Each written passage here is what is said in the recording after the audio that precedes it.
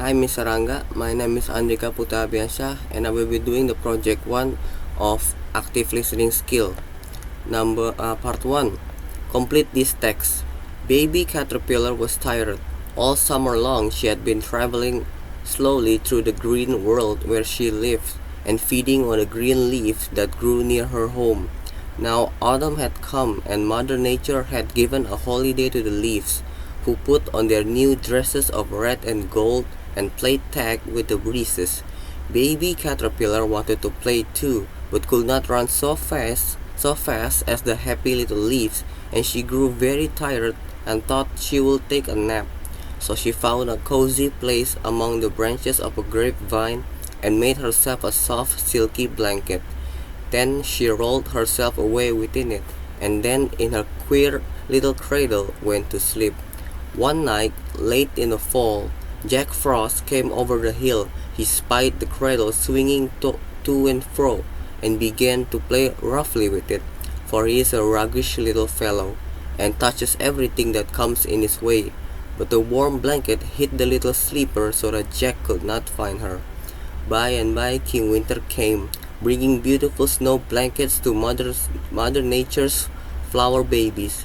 He gently rocked the cradle as he passed and whispered, "Sleep, baby, sleep. You have no need of my blanket." At last, spring came with the sunbeams, the best and merriest of Mother Nature's helper. They awoke the flower from their long winter nap and called to the birds and the brooks to begin their songs. When they came to the little brown cradle, they stopped to rest, and baby Caterpillar began to get very warm under the thick blanket.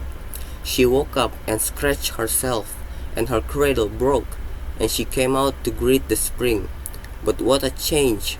Instead of the old dingy dress that she went to sleep in, she now had a beautiful yellow one, and instead of crawling among the leaves, she flew up and away into the sweet spring air to play with the sunbeams and flower, and the little chicken called her a butterfly. Part 2. Complete the dialogue. There will be two persons, Todd and Meg. We will be begin with Todd. So Meg, you are talking about being in the military, and you said you were a medic. Can you explain what that is? Yeah, so a medic, which now I believe is called healthcare specialist, is, I always say, it's kind of similar to being a paramedic, where it's not a full nurse job. I think nurses have more training like in civilian side nurses, but similar to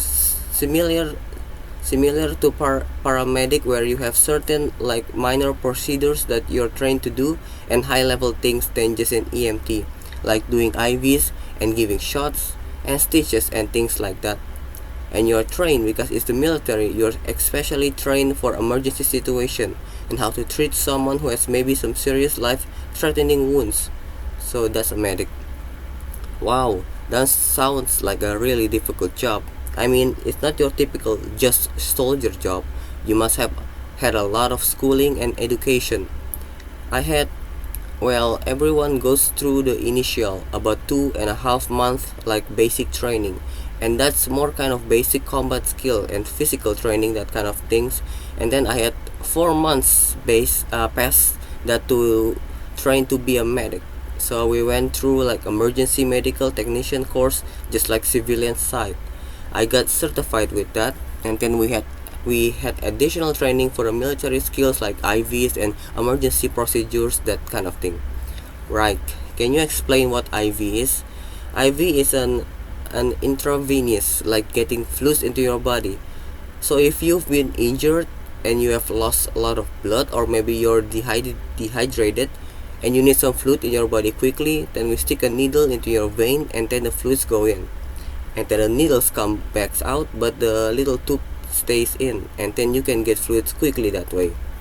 So anybody that's been to a doctor knows that always kind of the anxious moment when the nurse or the person who's going to stick the needle in. Were you good at doing that?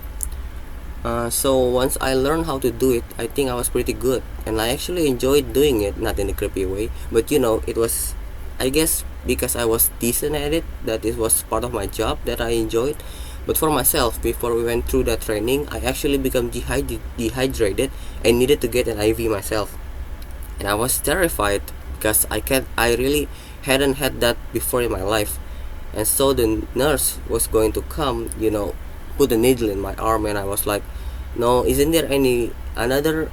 I'll just drink a lot of water. And she was saying, aren't you going to be a medic? And I was like, I haven't trained yet. So yeah.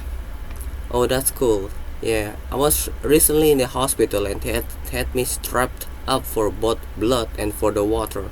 The intravenous drip, and it's annoying because you can really move. Like if you want to get up and walk anywhere, you're strapped with all these tubes and it's not very convenient. Yeah, or at least you have to be careful. When I was getting the IVs, I didn't know that the needles doesn't stay in your arms. Now for some things it does. For blood, maybe it's different. I'm not sure, but yeah. So I was trying to be so careful too, but you still want it to go well, so you don't want to move very much. Right. So what percentage of people will say freak out when they get a needle?